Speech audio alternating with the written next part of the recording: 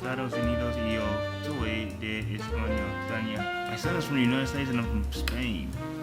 What's up, guys? So if you're new to the channel, I'm currently trying to learn Spanish or whatever. I haven't really looked at any Spanish in like 2 weeks. Today I decided I needed to study some Spanish and I wanted to do it to you guys, so that's the plan for today. First off, this is not sponsored. So Duolingo is this website where you can kind of learn Spanish, because it teaches you like a bunch of new words and how the language formed and how to build sentences and all that. So that's what I'm currently doing right now. I don't know how, but I have a over 80% subscribers and no subscriber view.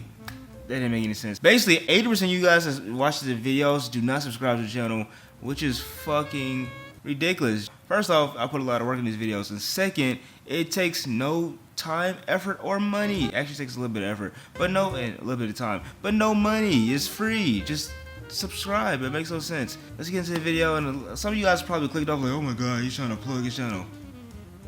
Bro, do you not know how business works? Yes, I am. Let's get into the video. Alright, what's up, guys? So right now I'm currently on the couch, as you see, just studying. I got the realest playlist playing right now. It's called Real Talk. Yo, I'll have literally nothing but hits in this playlist. Like, Get Off My Dick by J. Cole, bro. A fucking banger. So as you can see, I am currently on Duolingo, and it's just telling me to type in the missing words. You can see Carmen is very busy. So Carmen es and very is muy, and then ocupada, busy. And then you get it right, excelente or excellent. Ana es americana. Ana es americana, and you just type it in there. Easy. And that's pretty much all you do for this website. So I'm gonna just be going through this for the next like 5-10 minutes. I'm gonna be showing you guys kind of my full routine of how I study Spanish and what do I go through. Like I said, I'm gonna be doing this. Hit the damn cake. Oh my god. Yo vivo en Virginia. Vivo. Yo no quiero un café. ¿Necesitas? Pedro es Beth es cubano. Mi nombre es Julia y soy de España. Hola, Emma.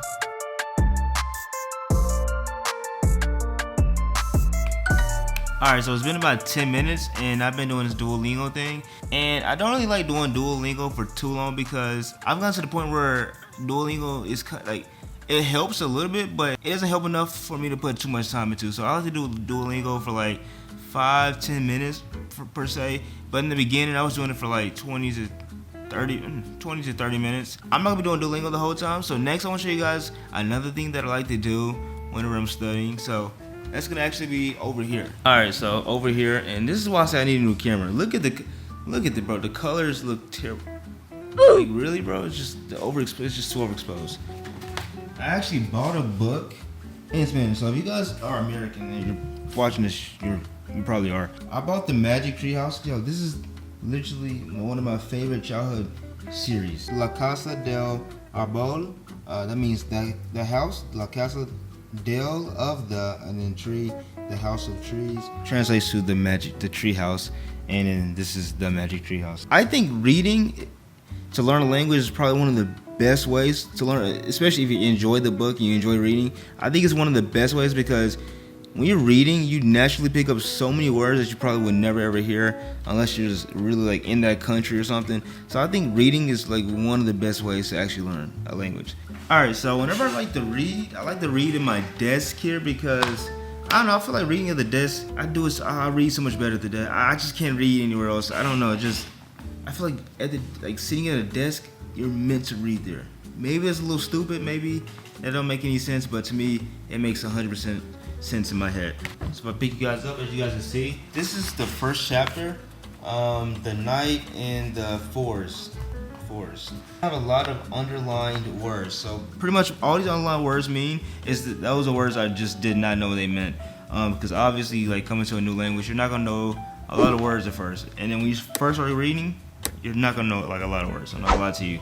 But what I like to do is I like to underline the words I don't know, but then I keep reading and then just keep underlining the words I don't know. At first, try not to get like a big book where it's like every chapter has like 100 pages. Don't do that because you'll literally want to kill yourself. So find a book like The Magic Tree House, or I don't know. Jack, no, I don't even know. Books that's like for children. Then after that, I like to go. So there's an app called Spanish Dict on the iPhone. Spanish Dict right here.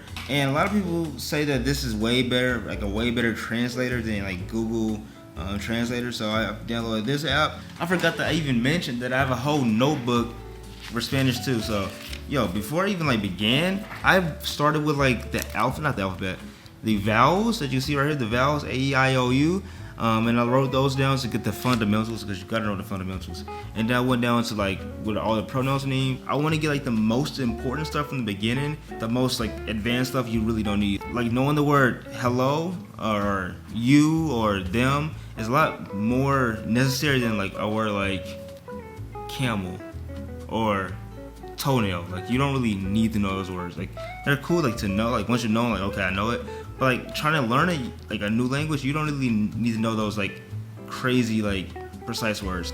Also, it was another so it was a book called Marta Gros Key to Learning Spanish or something like that. She had like it was like a section where you have to like copy the sentence and like translate it. And that's what I did here. As you see, the actor is popular, and it translates to the el actor es popular, you know.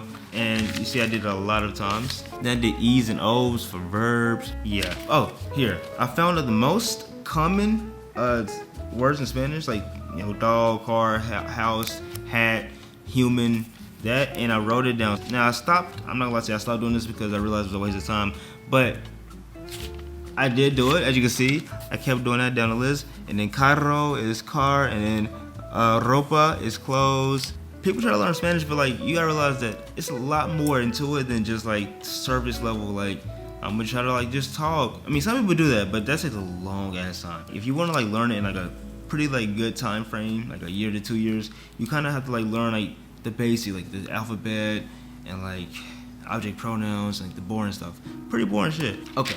So this brings me to like, why am I even in my notebook? Brings me to this. So in the story, so we're still talking about the book. Like I said, you know how I underlined all my words. All the words I didn't know were right here. So bosque, forest, podia it's in a yo form, which basically means the I form. It's the imperfect of to be able to, which means like the past, I believe.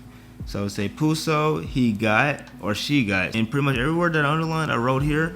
Then I studied what it meant. Then I went back, reread the story, and try to piece it together until I kind of understood what the chapter meant. And I wouldn't go to the next chapter until I understood what that chapter meant, to at least a 80% understanding. Jack no podía dormir. Se puso los lentes y miró la hora. Oh, I want to say, if you do read, make sure to read out loud, because reading out loud not only helps you to be able to understand the language, but if you don't ever speak it and you just like read it, you will never be able to like get the skills of speaking it. I read a lot of stories of people that can like understand Spanish but can't speak it, and at first I didn't really understand like how is that possible, because like if you understand the language, like, why can't you speak it? Speaking a different language takes a different amount of muscles and like muscle memory, and if you never like get that skill, even if you understand the language like to a T, you won't be able to speak it. So make sure to be able to like speak it. As you're reading, speak out loud, because it'll get you that muscle memory and it'll get you the accent that you want. So, ¿por qué no las dibujas? No es una medalla, Annie. Es un medallón. Alright, so what I like to do next is my note cards. Now, I don't do these anymore, so I made a lot of note cards in the past. On these note cards, every one of them has like the Spanish like name and then like what it means in English. So niña means girl, and that means like child, girl, like little girl. And then mujer is woman. You got niño means child, boy. Chica, chico is boy too, but chico is like a boy, like a older boy. Chico, like young man, like teen, you know, like chico. I feel like it would help if you had somebody like to study with, like so if you like have someone, like a friend or maybe, or someone that speaks the language, where like they quiz you or whatever. But if you're by yourself, I guess the best way to do it is like this, you know, get the note cards and like try to quiz yourself and try like to remember. Blanco, white, that's easy. Negro, black. Pantalones, pants. El perro, the dog. Lo siento, I'm sorry. La calle, the street. I did want to show you guys this app called Anki that's great for note cards. Now this is not sponsored at all. This entire video is literally me just showing you what I like to do. Alright, so when it pops up, this is what it looks like.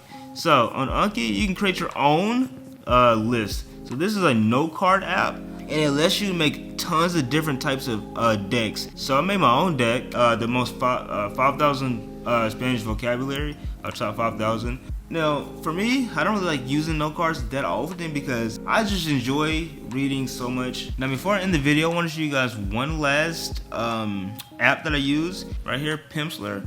Pimsleur took me from like not being able to speak like at all to being able to like speak like pretty good, like about like certain things. It starts you speaking literally from the beginning to the point where you can have a full on convo about like, you know, like I said, very basic things, but like, at least you can have that convo. You know what I mean? I forget how to look up how many levels, but I think there's 7 lessons of levels. I mean, not lessons, 7 levels of Spanish. So every level of Spanish has 30 lessons. So as you can see at the top, level 1, 30 lessons. So level, let's say 4, that would be 30, 60, 90, 120 lessons. 120. So basically, it's a lot of lessons for what you're paying for. So guys, basically, pretty much what I'm saying is go get Pimsleur because it really helped me. There is over 80% of you guys that's watching this channel right now not subscribed. Why not subscribe to the channel? I'm trying to get to 10,000 subscribers, and the only way I can get there is if you, and yes, I'm talking about you, subscribe to the channel. And if you watch to the very end, bro, I'm giving you all this free stuff, bro. Come on, at least give me a free subscribe, please. But that's pretty much it. I love you guys so much. You guys mean the world to me, literally. I can't thank you enough. I love you guys. Goodbye, though. See you guys in the next video.